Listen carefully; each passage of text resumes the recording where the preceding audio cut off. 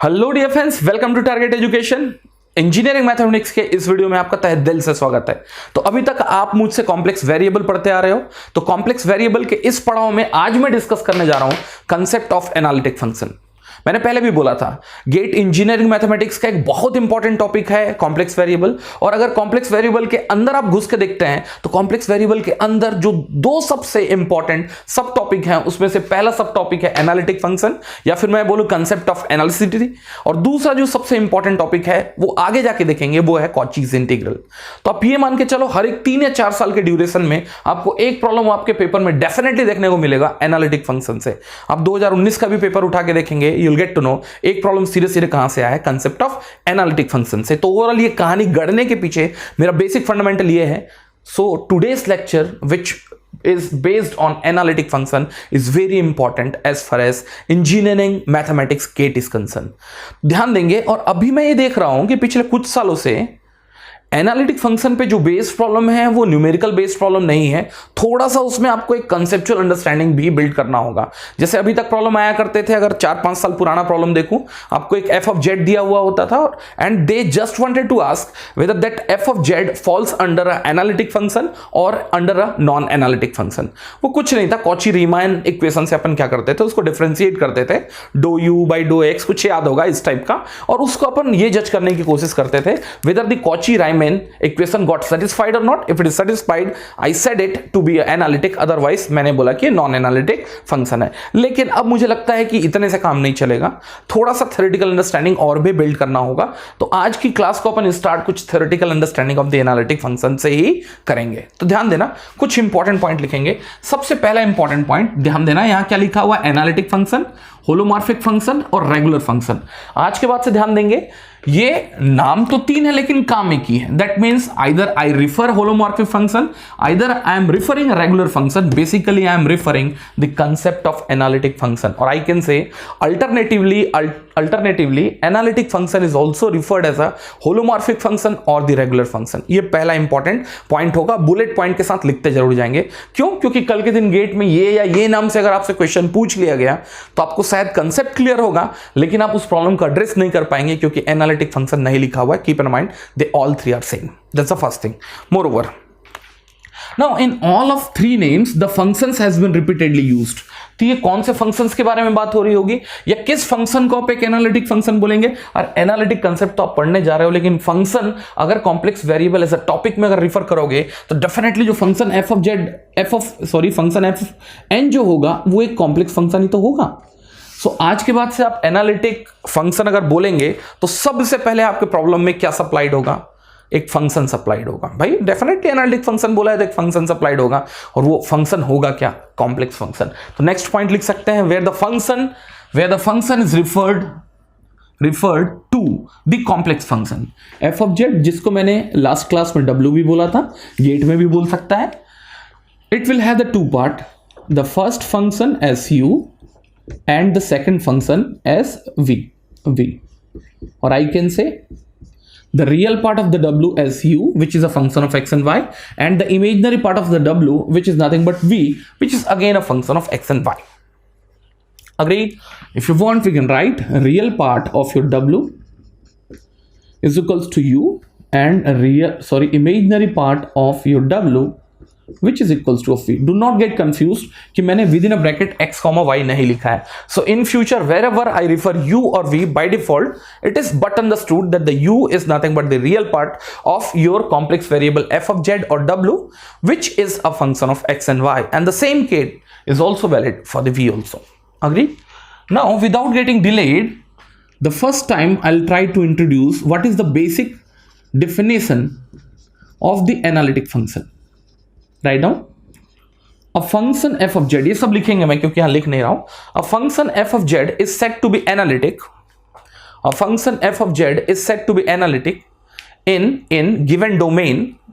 A function f of z is said to be analytic in given domain if f of z is defined everywhere, if f of z is defined everywhere and differentiable everywhere inside the domain and on the boundary of domain, inside the domain and boundary of the domain. यहां ध्यान देना।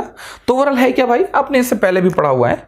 तो सबसे पहली बात तो analytic function के लिए आपके पास एक फंक्शन एफ ऑफ जेड तो होना चाहिए। अब मैं ये बोला हूं डोमेन बार बार यूज हुआ है, तो आपने इससे पहले क्या किया है, ध्यान देना थोड़ा सा। इससे पहले आपने क्या किया है, एक जेड प्लेन की स्टडी की थी। Z plane will have its real axis as x and imaginary axis as y. आपके पास अगर एफ ऑफ जेड दिया हुआ है तो सबसे पहली बात तो आपको यह क्लियर होना चाहिए कि आप जो फंक्शन की एनालिटिसिटी चेक कर रहे हैं वो किस डोमेन में चेक कर रहे हैं।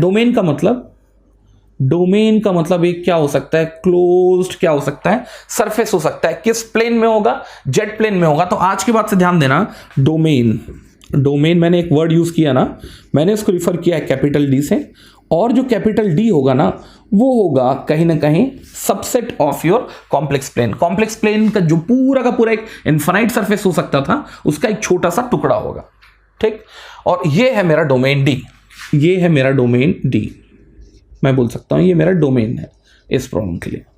तो इस डोमेन में आपका गिवन एफ ऑफ जेड केवल तब एनालिटिक होगा जब हर एक पॉइंट पे, कोई सा भी पॉइंट हो सकता है, may be Z1, Z2, Z3, हर एक पॉइंट पे, आउटसाइड के बारे में बात नहीं कर रहा, inside and over the boundary के बारे में बात कर रहा हूं। हर एक पॉइंट पे क्या हो, वेल डिफाइंड हो, एफ ऑफ जेड क्या हो, प्रॉपरली डिफाइंड हो, वेल डिफाइंड, न्यूमेरिकल लेके समझाऊंगा, वेल डिफाइंड हो,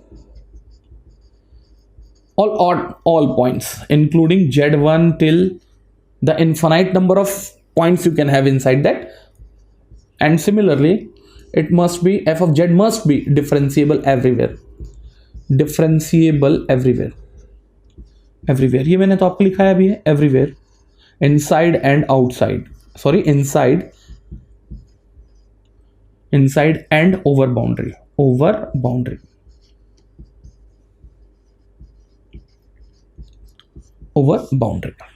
ठीक।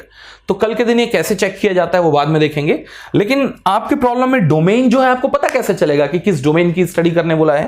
तो डोमेन कैसे दिया जा सकता है आपके प्रॉब्लम में, मैं थोड़ा इसकी डिस्कशन कर लेता हूं। तो कल के दिन हो सकता है डोमेन आपके प्रॉब्लम में दिया हुआ हो mod of z is equals to of 1. mod of z is equals to 1 का मतलब mod of x plus iy is equals to of 1, because z is nothing but the x plus iy, and if you take a mod of it, it becomes root over x square plus y square is equals to 1, and this is nothing but x square plus y square is equals to 1. तो अगर आप z plane पे अगर इसको draw करने की कोशिश करेंगे, if you draw at z plane, it will be a circle with the radius of 1 which is centered at origin, and this is nothing but your z plane, this is nothing but your x axis, and this is nothing but your y axis. तो अब ये कायदे से क्या हुआ, आपका domain हुआ जहां आपको स्टडी करनी है analytic behaviour of your F of Z. तो डोमेन आपके प्रॉब्लम में कहीं ना कहीं किसी ना किसी तरीके से दिया हुआ होगा, ठीक। सेकंड दूसरा प्रॉब्लम हो सकता था domain bounded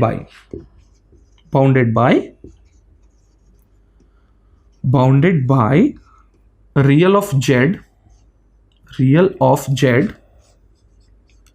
is equals to plus minus 1 and imaginary of z is equals to plus minus 1. यार एक चीज ध्यान देना, रियल ऑफ z का मतलब क्या हुआ, रियल ऑफ z का मतलब हुआ the z is x plus iy, the real part is nothing but x, that means the x can have the two values plus 1 or minus 1. And similarly the imaginary part of z which is y can have or can take two values, y is equals to 1 and minus 1. तो अगर आप फिर से इस plane में, कौन से plane में, जेड प्लेन में आपके गिवन डिटेल्स को अगर क्या करते हैं, आप ड्रॉ करते हैं, this is what my z plane. So first is x is equals to of plus 1. Keep in mind x is equals to c is a vertical line, we have already seen it. तो ये by the way मैंने लिया है x is equals to of plus 1. इसको लिया है मैंने दूसरा x is equals to of minus 1. तीसरा है y is equals to of plus 1. और चौथा है आपका y is equals to of minus 1. तो अगर आप चाहें तो इनके वर्टाइसेस भी आप मार्क कर सकते हैं. ये जो वर्टाइसेस होगा, यहाँ x की वैल्यू कितनी है, -1, y की वैल्यू है +1, यहाँ होगा 1 1, और यहाँ होगा आपका maybe x is equals to +1 -1, और यहाँ होगा दोनों के दोनों माइनस. ठीक, तो कल के दिन आपको डोमेन क्या दिया हुआ है, ध्यान देना, डोमेन बाउंडेड बाय. तो ये जो आपके क्या है, real of z plus minus one, imaginary of z plus minus one, ये जो कर्व्स है ना, इससे जो बाउंडेड रीजन बना है इस प्रॉब्लम में दिया हुआ है वो क्या है, आपका डोमेन है। तो इसका मतलब ये प्रॉब्लम में ये आपका डोमेन है। तो ध्यान देना, कई बार प्रॉब्लम में बच्चा डोमेन ही नहीं खोज पाता, तो डोमेन की क्लैरिटी रहनी चाहिए जहां आपको स्टडी करनी है about the analytic behaviour of your function f of Z. तो कल के दिन अगर मैं ये बोलता हूं कि आपका कोई सा भी एक random function f of Z इस डोमेन के लिए क्या है, एनालिटिक है, तो इसके अंदर और इसके ऊपर कोई भी पॉइंट उठा लो। इसके अंदर का मतलब ये भी हो सकता है, इसके अंदर ही आ रहा है, ये कौन सा पॉइंट है भैया, एक्स भी 0 है, वाई भी 0 है, तो जेड इज इक्वल्स टू 0। मे भी आप एक पॉइंट यहां उठा लो, ये यहां हो सकता था, ध्यान दो, it could have been like, इसको आपने Z1 मान लिया, इसको Z2 मान लो, ये हो सकता था हाफ x में हाफ y में। I could have been written this as half times of 1 plus j, कहीं ना कहीं इसके अंदर ही फॉल कर रहा है। हाफ टाइम्स ऑफ 1 प्लस जे का मतलब x का जो क्या है मैग्नीट्यूड है वो हाफ है, y का मैग्नीट्यूड भी क्या है, हाफ है। देख सकते हो कुछ यहां। तो ये हर एक पॉइंट पे क्या होना चाहिए, फंक्शन वेल डिफाइंड होना चाहिए और डिफरेंशिएबल भी होना चाहिए। वो तो मैंने रैंडम 2 पॉइंट पकड़ा है, ये हर एक पॉइंट पे एवरीवेयर कहीं भी ले सकते हो इनसाइड दैट। तो थोड़ा सा क्लैरिटी रखना कि डोमेन कल के दिन प्रॉब्लम में थोड़ा आप लोगों को ऑफ ट्रैक करने की कोशिश करता है, तो you should have the clear cut idea about the domain also, ठीक। लेकिन अब इस पूरे के पूरे कहानी में एक प्रॉब्लम है, एनालिटिक चेक करने के लिए मेरे को हर एक पॉइंट पे जाके फंक्शन एफ ऑफ जेड का बिहेवियर चेक करना पड़ेगा क्या, कि वाकई में एफ ऑफ जेड, मैंने तो एक पॉइंट लिया, लेकिन अगर आप पूरे के पूरे ये क्या देखते हो, स्क्वायर देखते हो, इसके अंदर तो इनफाइनाइट नंबर ऑफ पॉइंट हो सकते हैं, लाइक 0, उसके बाद हो सकता था 0.1, उसके बाद हो सकता था 0.2।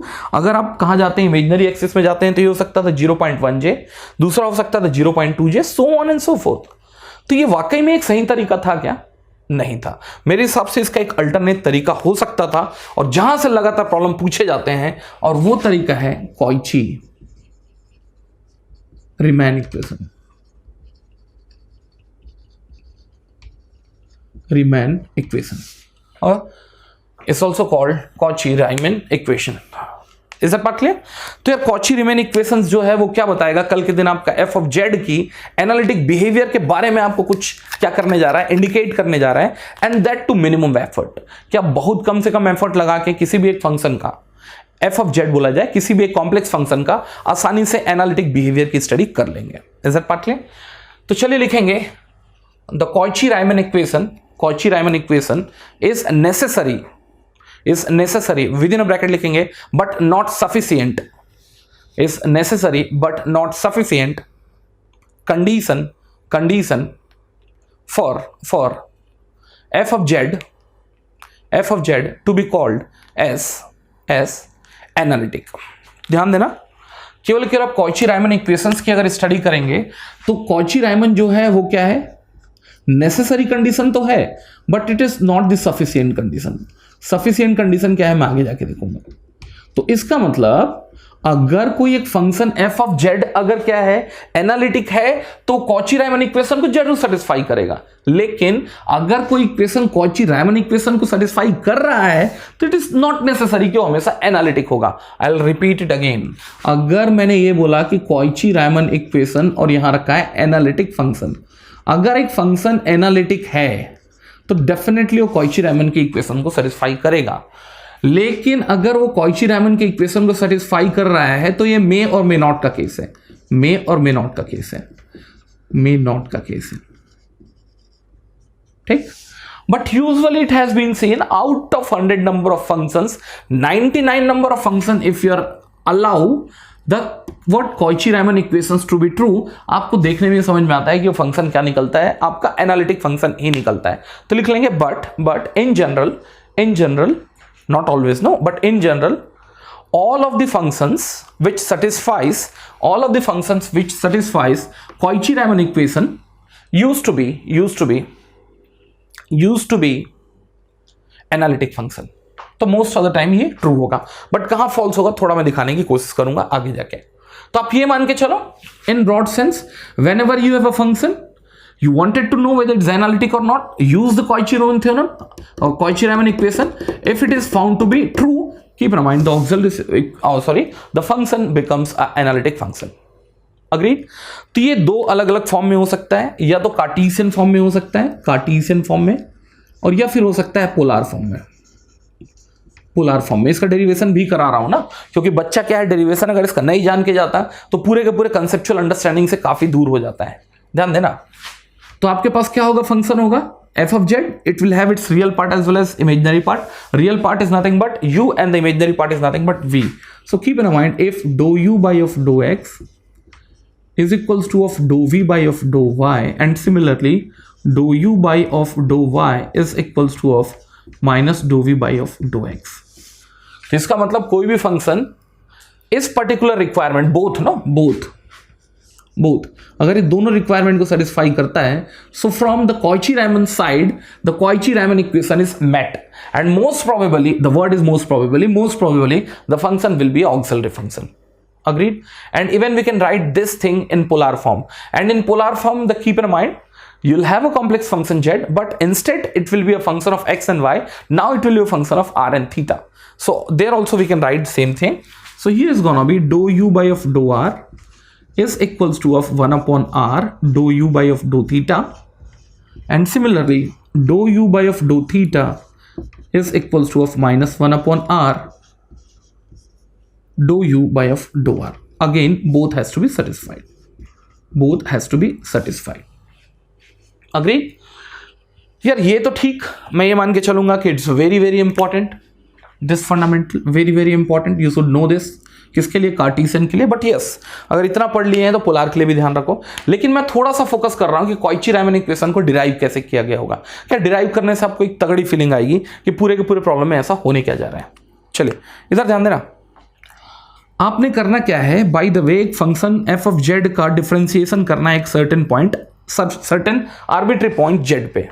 तो अगर एफ ऑफ जेड अगर जेड पे डिफरेंशिएबल है, तो इसका मतलब आप किसी भी पाथ से जेड की तरफ अप्रोच करें, आपकी डिफरेंशियल वैल्यू क्या होनी चाहिए, सेम होनी चाहिए. इसका मतलब आप इस डायरेक्शन से अगर क्या करें, पॉइंट जेड पे अप्रोच करें, still the differential value has to be same. आप चाहे इस पाथ से अगर अप्रोच करें towards the point z, differential value has to be same. आप किसी भी पाथ से अप्रोच करें, the differential value has to be same. अगर ऐसा है तो इस पॉइंट को आप ये बोल सकते हैं कि इट्स अ डिफरेंशिएबल. और बाय द वे अगर एक पूरा का पूरा जोन अगर ऐसा मिल गया जो हर एक पॉइंट पे डिफरेंशिएबल है, तो पूरा का पूरा जोन या पूरा का पूरा डोमेन जो हो जाएगा वो क्या हो जाएगा, एनालिटिक डोमेन, या आपका जो फंक्शन उस डोमेन में क्या होगा, एनालिटिक फंक्शन होगा. It's quite simple. यार एक चीज ध्यान देना, बट यही आपका पूरा का पूरा पंगा फंसा हुआ है. तो आपने पहले भी देखा हुआ है, the differentiation of function z is being referred as limit del 0, और आगे होगा f of z plus of del z minus of f of z divided by of del of z. अब देखो कहानी इसमें है क्या, कहानी ऐसी है साहब इसमें, f of z plus del z minus of f of z divided by del z. तो उससे पहले अगर आप कहीं देखें तो f of z था क्या, u within a bracket x comma y plus j v within a bracket x comma y. लेकिन कल के दिन आप f of z की जगह में f of z plus del z लिखेंगे. That means del z is nothing but, what is del z? Del z is nothing but the differential change in x and the differential change in y. Just a minute. Differential change in x plus differential change in y will lead the differential change in z. Is that part clear? तो f of z plus z अगर लिखेंगे, so as we have got its two part u. Now instead the x, it will also associate the differential variation in x along with y differential variation in y plus j v is gonna be x plus del x y plus of del y. I think it's quite clear. ठीक. तो आपको करना क्या है, ये value यहां feed करनी है. अब देखो थोड़ा सा कचरा मचने जा रहा है, बड़ा बनेगा एक्सप्रेशन. लास्ट में मिटा के इसको पूरे के पूरे कैलकुलेशन को करूंगा, आप देखते जाएंगे और साथ में लिखेंगे जरूर. ये मैं यहां इसका कैलकुलेशन करने जा रहा हूं. तो ओवरऑल सबसे पहला केस लेता हूं मैं, limit del z tends to 0. Overall क्या हो जाएगा, लिमिट, मैं इसको लिखता हूं पूरा, del z tends to 0. F of z plus del z is already been seen. अब मैं क्या कर रहा हूं, एफ ऑफ जेड भी मेरे को नोन है, तो सबसे पहले यू वाले पार्ट को मैं एक साइड लेके आ रहा हूं, वी वाले साइड को एक साइड लेके आ रहा हूं. तो बचेगा क्या आपके पास, देखेंगे u x plus del x comma y del y minus of, अब इसके साथ कहाँ आएगा, आप सब्सट्रैक्ट एफ ऑफ जेड कर रहे हैं, इसके साथ भी एक यू आएगा, they will get subtracted, plus j times of, why, because along with v there is a j times of v x plus del x comma y plus del y, j कम करो, common निकाल लो, thereafter अगर आपने f of z से subtract किया तो f of z will also have a complex part, and as it has been subtracted it will be simply equals to of v, and here is gonna be x comma of y, that is what it is. ऐसे कुछ होगा, divided by of del z can be written as same, what, del x plus of j del y. Agree करते हैं।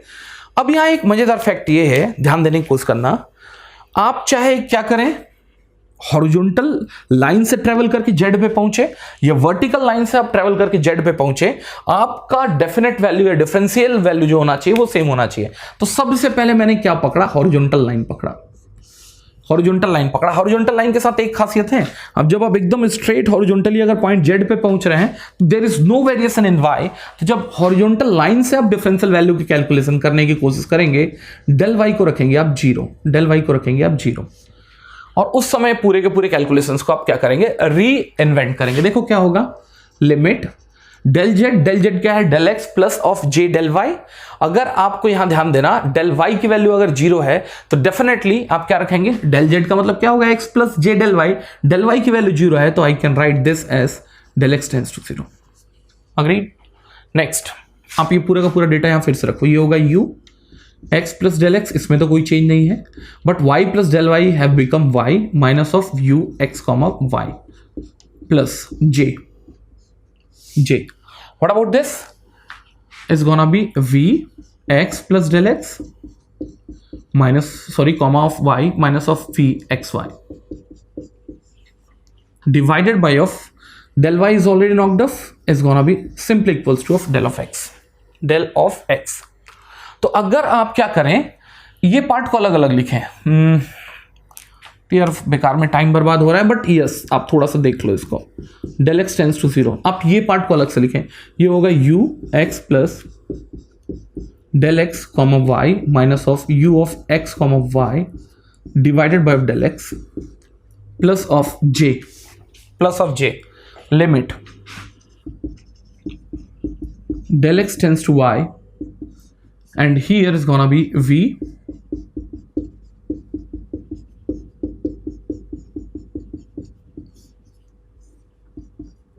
यार आपको देख के समझ में आ रहा होगा साहब, इसमें केवल एक चीज में चेंज दिख रहा है आपको, जो चेंज दिख रहा है वो केवल किस में है, x में है, और नीचे जो है वो फिर से क्या है, एक डिफरेंशियल वैल्यू इन x है, और उसको मैं कहां पहुंचाने की कोशिश कर रहा हूं, जीरो पहुंचाने की कोशिश कर रहा हूं। तो देख के समझ में आ रहा है कहीं ना कहीं ये क्या है, पार्शियल डिफरेंशियल ऑफ u है over the x, because there is no variation in y no as सच।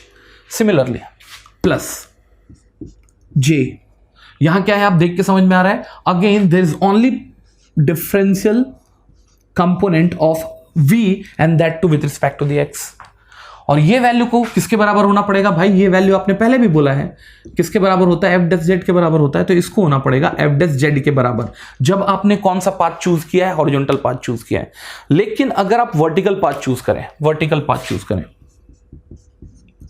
तो यहां बेसिक डिफरेंस क्या आएगा, वर्टिकल पाथ में there is no variation in x, तो डेल x की वैल्यू को आपको रखना होगा जीरो, तब पूरा का पूरा कैलकुलेशन फिर से क्या करोगे, री इन्वेंट करोगे, बस एक चेंज आएगा, बाकी तो सब सेम है, एक चेंज केवल आएगा, यहां जो है आपके पास डेल x ना होके जे डेल y होगा, क्या होगा, जे डेल y होगा, बस इस चीज को ध्यान रखना। अगर जे डेल y होगा तो यहां से भी आप क्या निकाल रहे हैं, डिफरेंशियल वैल्यू ही निकाल रहे हैं, टेकिंग द वर्टिकल पाथ, तो वैल्यू आएगी f डेस z इज इक्वल्स टू, आपको वेरिएशन किस में दिखता था पहले, डेल x में, लेकिन अब डेल x तो जीरो रख चुके हो यहां पर, तो वेरिएशन केवल किस में दिखेगा, y में दिखेगा। तो आपको बेसिक जो चेंज देखने को मिलेगा वो मिलेगा डो u, नीचे होगा डो y, लेकिन साथ में मैंने पहले भी बोला था the j will be associated, क्यों, क्योंकि यहां आपने डेल x को जीरो रखा है, तो इस केस में अब आपके पास डेल y के साथ j भी जिंदा है, तो j ऊपर आके क्या बनाएगा, माइनस ऑफ j बनाएगा। अग्री करते हो? सिमिलरली प्लस इसके साथ जे था, लास्ट केस में भी इसके साथ जे होगा, लेकिन नीचे का जे एक दूसरे को क्या करेगा, क्रॉस न्यूट्रलाइज करेगा, वैल्यू होगी दिस। और एक चीज ध्यान देना, आप चाहे वर्टिकल मेथड से कैलकुलेट करो, हॉरिजॉन्टल मेथड से कैलकुलेट करो, अगर फंक्शन एट पॉइंट जेड पे डिफरेंशिएबल है तो आप मान के चलो इक्वेशन नंबर 1 और इक्वेशन नंबर 2 को तो बराबर होना पड़ेगा। ठीक है, इक्वेशन नंबर 1 और इक्वेशन नंबर 2 को तो बराबर होना पड़ेगा। तो यहां से जस्ट मिनट, अगर दोनों को बराबर होना है, अगर इक्वेशन नंबर 1 और इक्वेशन नंबर 2 को अगर बराबर होना है तो कहीं ना कहीं इसके रियल पार्ट आपस में बराबर होंगे और इमेजिनरी पार्ट भी क्या होंगे, आपस में बराबर होंगे। यहां y है, ध्यान देना, रियल और इमेजिनरी पार्ट बराबर होंगे। तो ये क्या है भैया, इसका रियल पार्ट है, तो कहीं ना कहीं do u by do x को किसके बराबर होना पड़ेगा, do v by of do y के। एंड सिमिलरली आपका जो do v by do x है, या फिर ये बोलूं do u by of do y है, माइनस साइन तो इन्वॉल्व है, इसको बराबर होना पड़ेगा minus times of do b by of do x, जो ये आपका क्या है, बेसिक नीड है, ये बेसिक नीड है। आप चाहो तो ये फिर से अपन डिराइव कर सकते हैं, किसके लिए भाई, पोलार के लिए। लेकिन एक चीज ध्यान देना, ये पूरा का पूरा फंडामेंटल निकला कहां से है भाई, फंडामेंटल इसके हिसाब से निकला है कि इस पॉइंट पे आप कहीं से भी इंटर कर रहे हो, हर एक डायरेक्शन से आपका जो डिफरेंशियल वैल्यू होना चाहिए वो क्या होना चाहिए, यूनिफॉर्मली सेम होना चाहिए। इसको लिख जरूर लेना, कल के दिन काम आता है। तो कल के दिन अगर आपसे एफ डैश जेड पूछा जाए आपके प्रॉब्लम में या फॉर्मूला के फॉर्म में, तो एफ डैश जेड होगा क्या मेरे भाई, तो एफ डैश जेड या तो आप यहां से निकाल लो, अगर फंक्शन एट पॉइंट जेड पे डिफरेंशिएबल है तो एफ डैश जेड निकाला कैसे जा सकता है, do u by of do x plus of j do v by of do x. ये पहला तरीका है। या दूसरा तरीका है is equals to of minus j do u by of do y plus do v by of do y. Agree कर रहे हैं? तो इससे आप आसानी से क्या कर सकते हो, आज के बाद से किसी भी फंक्शन का डिफरेंशिएशन निकाल सकते हो। तो थोड़ा ध्यान देना, ये इतना स्ट्रेट भी नहीं था कि आप इसको याद करके चले गए, ये कुछ एक इंपॉर्टेंट फंडामेंटल से क्या किया गया था, रिट्रीव किया गया था। तो चलिए मैं इसको रब आउट करता हूं, इसके आगे अपन डिस्कस करने की कोशिश करेंगे। लिख लेंगे नेसेसरी एंड सफिशिएंट कंडीशन। तो अभी तक केवल जो आपका कॉची-रायमैन इक्वेशन था वो क्या था, आपका नेसेसरी कंडीशन था for making a function f of z to be analytic. अब मैं सफिशिएंट कंडीशन भी इसमें कवर कर रहा हूं, तो ये होगा necessary and sufficient condition, necessary and sufficient condition of a function f of z to be analytic function in a certain domain obviously will be a this। ठीक है, तो यहां एक चीज लिखने की कोशिश करेंगे, लिखेंगे if f of z, or I can say in this way, if all differential values dou u dou x dou u dou y dou v dou x dou v dou y is continuous in every point on the domain,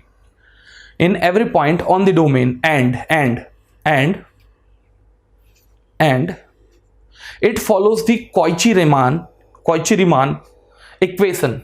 तो इसका मतलब ये क्या होना चाहिए, continuous होना चाहिए। इसको मैंने अभी तक कॉची-रीमान में नहीं बोला था। और साथ में क्या होना चाहिए, सीआर फॉलो होना चाहिए। अगर उस डोमेन के हर एक पॉइंट पे ये दो कंडीशंस फॉलो हो रही है तो आप ये मान के चलेंगे it's a sufficient condition and as well as necessary condition to say the function f of z as the analytic function.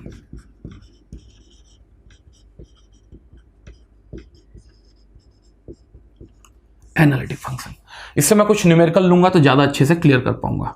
आगे बहुत इंपॉर्टेंट एक फंडामेंटल पढ़ने जा रहे हैं, लिखेंगे इंटायर फंक्शन लिखेंगे a complex function f of z is said to be a entire function. A complex function f of z is said to be a entire function if it is analytic in every point of the finite value of z, इसका मतलब एक function एक entire function होगा जब कायदे से आप हर एक पॉइंट पे चेक करोगे एफ ऑफ जेड की एनालिटिक बिहेवियर को, तो वो क्या मिलेगा, एनालिटिक ही मिलेगा। तो या मैं बोलूं entire region of z plane, entire region of z plane, this is nothing but x, this is nothing but y, this is nothing but the z. अगर हर एक पॉइंट पे या पूरे के पूरे इंटायर प्लेन में हर एक पॉइंट पे अगर आपका फंक्शन एफ ऑफ जेड अगर क्या मिलता है, एनालिटिक मिलता है, तो उस फंक्शन को क्या बोला जाता है, इंटायर फंक्शन बोला जाता है। तो इसका मतलब मैं ये बोल सकता हूं, if f of z is analytic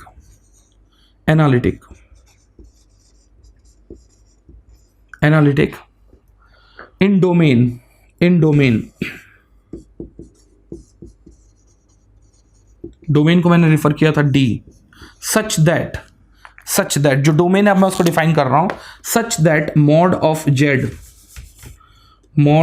Z tends to infinity. इसका मतलब अब आपने एक सर्किल बनाया है जो सेंटर्ड है कहां पर, ओरिजिन पे, और उसका जो रेडियस है वो कहां जाने की कोशिश कर रहा है, इंफिनिटी जाने की कोशिश कर रहा है। इसका जो रेडियस है वो जाने की कोशिश कर रहा है इंफिनिटी।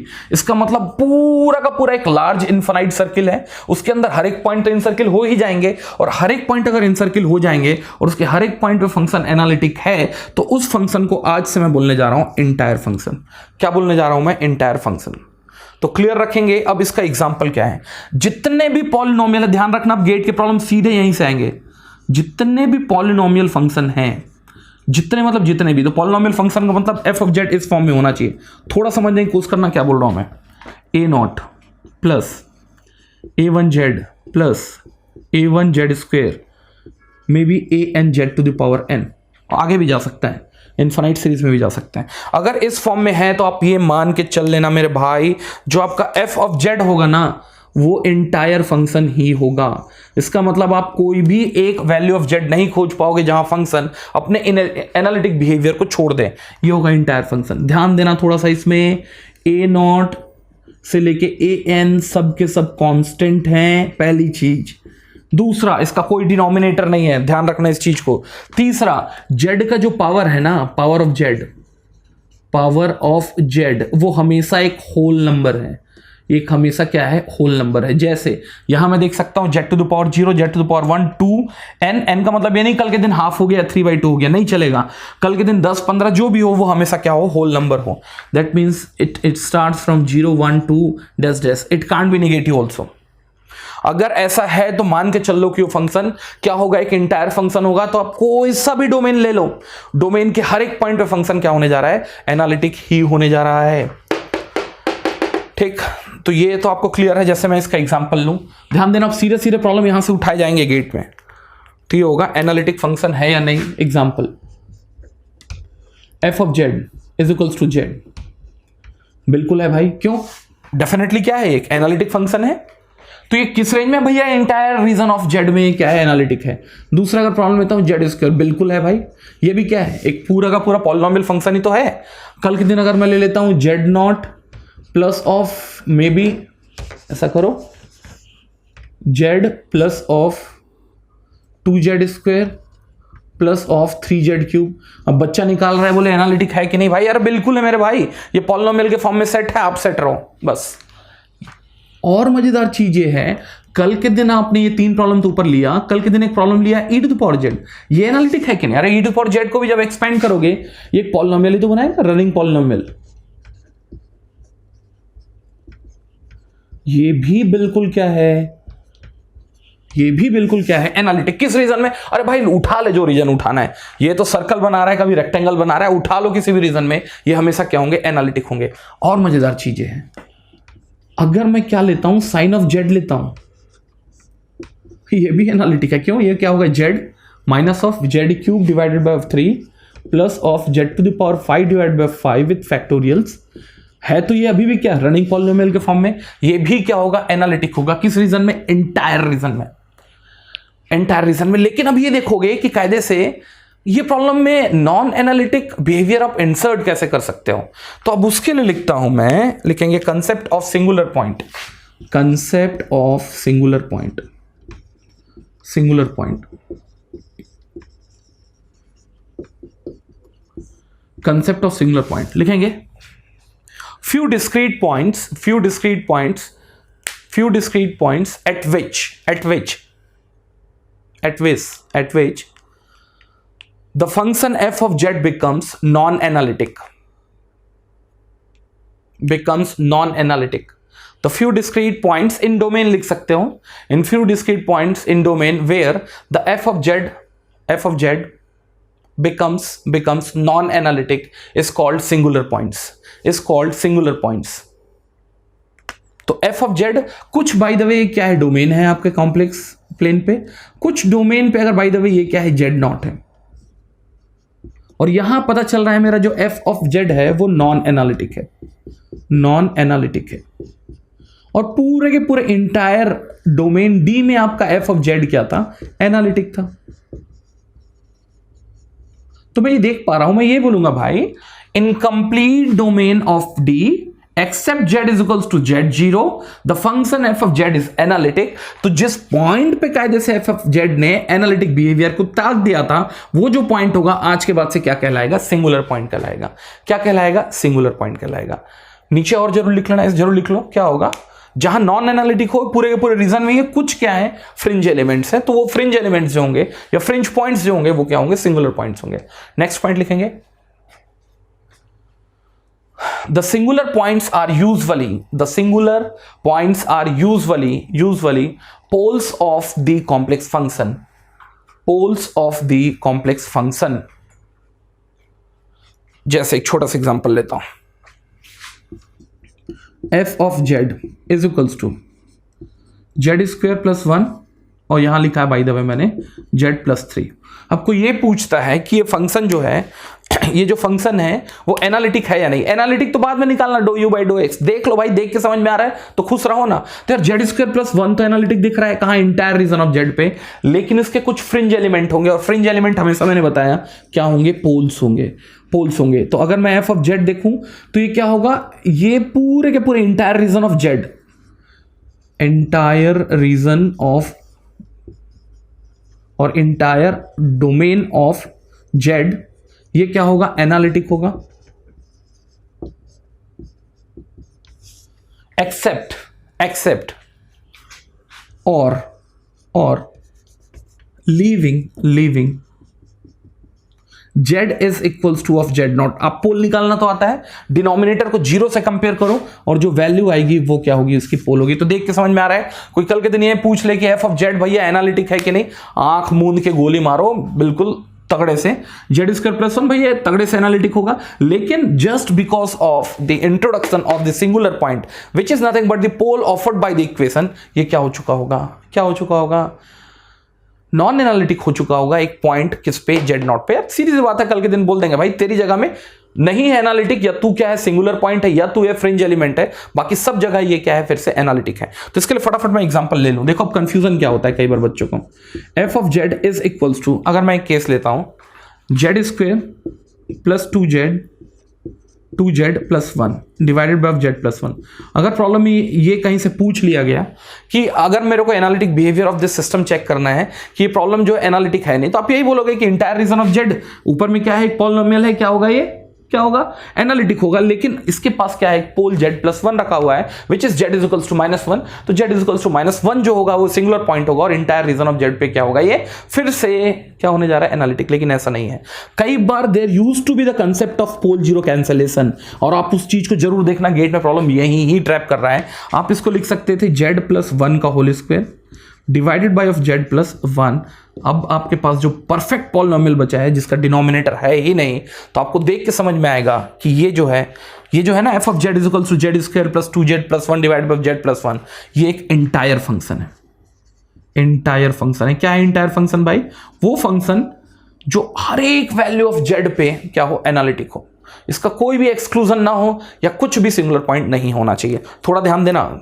सो ये क्या होता है, थोड़ा सा ध्यान देना आप लोग ना, कल के दिन एक प्रॉब्लम और हो सकता है, f of z is equals to e to the power z minus 1 divided by of z. थोड़ा समझ के बोलना, ये फिर से जो है वो एक एंटायर फंक्शन है या नहीं, इसका मतलब हर एक पॉइंट ऑफ जेड पे एनालिटिक है या नहीं है। देखो ई टू द पावर जेड को जब एक्सपेंड करेंगे तो ये क्या होगा, ये जा चुका होगा, और आपके जो रिजल्ट बचेंगे ना वो बचेंगे 1 plus Z divided by of 2 factorial Z square divide by 3 factorial so on so fourth. और अगर ये आपके पास एफ ऑफ जेड है जो एक परफेक्ट पॉलिनोमियल के फॉर्म में आपके हाथ में रखा हुआ है, तो ये ध्यान देना फिर से f of z is equals to e to the power z minus 1 divided by of z फिर से क्या है, एक इंटायर फंक्शन है मेरे भाई। ये भी इंटायर फंक्शन है, ये भी इंटायर फंक्शन है। ये इंटायर फंक्शन नहीं था, ये इंटायर फंक्शन नहीं था। ठीक, तो थोड़ा ध्यान देना। The concept of pole zero cancellation also makes hell amount of sense sometime when we used to evaluate or when we used to have these certain sort of objections. अब एक और देख सकते हो, f of z is equals to of sin z divided by of z। ये सब PAT problem है gate के, ध्यान देना। ये इंटायर फंक्शन है कि नहीं, बिल्कुल है भाई। sin z जब एक्सपेंड करोगे तो ये होगा z minus z cube divide by 3 factorial plus z to the power 5 divide by 5 factorial. z and z will be demolished. Problem जो बचेगा वो किसका होगा, इंटायर फंक्शन का होगा। तो ये भी क्या है, इंटायर फंक्शन है, इंटायर फंक्शन है। लेकिन अगर यही प्रॉब्लम जो होता f of z is equals to cos of z by z का होता, तो ये इंटायर फंक्शन नहीं था, तब उसके पास सिंगुलैरिटी होती। और सिंगुलैरिटी कहां होती, जेड इज इक्वल्स टू 0 पे होती। बाकी तो पूरे के पूरे इंटायर रीजन में फिर से क्या होगा, कहीं ना कहीं प्रॉब्लम फिर से क्या होगा, एनालिटिक होगा। लेकिन आप ध्यान देना, जब कॉस ऑफ जेड को जब एक्सपेंड करेंगे ना, यहां क्या प्रॉब्लम आई थी, ऊपर जेड आया था हर एक बार, जैसे z minus of z cube divide by 3 factorial z to the power 5 divide by 5 factorial, हर एक बार जेड आया था। तो आपने जेड को जब डिमोलिश किया ना, तो आपको एक परफेक्ट पॉलिनोमियल मिला, लेकिन यहां नहीं मिलेगा। तो इसका मतलब कहीं ना कहीं अभी भी जो इसका पोल होगा वही ही इसका क्या होगा, फ्रिंज एलिमेंट होगा, जहां जाके आप अपने प्रॉब्लम के एनालिटिक बिहेवियर को फेल करने जा रहे हैं और प्रॉब्लम कुछ ऐसा होगा।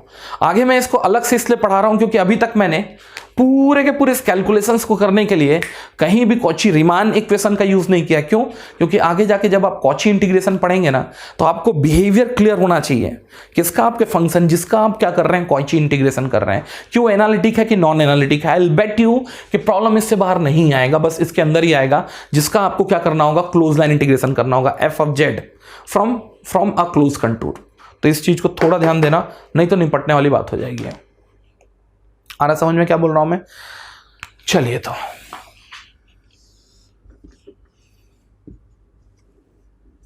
ठीक, तो इसके अगले वीडियो में अपन ट्राई करेंगे डिस्कस करने का, जहां मैं कुछ प्रॉब्लम्स पिक करूंगा और कॉची रीमान इक्वेशन से मैं ये देखने की कोशिश करूंगा कि जो फंक्शन आपने पिक किया है वो कायदे से क्या है, एनालिटिक है या नहीं। इसी के कंसेप्ट्स में थोड़ा आगे जाके मैं देखूंगा लाप्लासियन इक्वेशन और हार्मोनिक फंक्शन, और using the harmonic function I will try to calculate the conjugate harmonic function for the given analytic function. वो अगली वीडियो में देखेंगे, तब तक के लिए बस है। Thank you very much.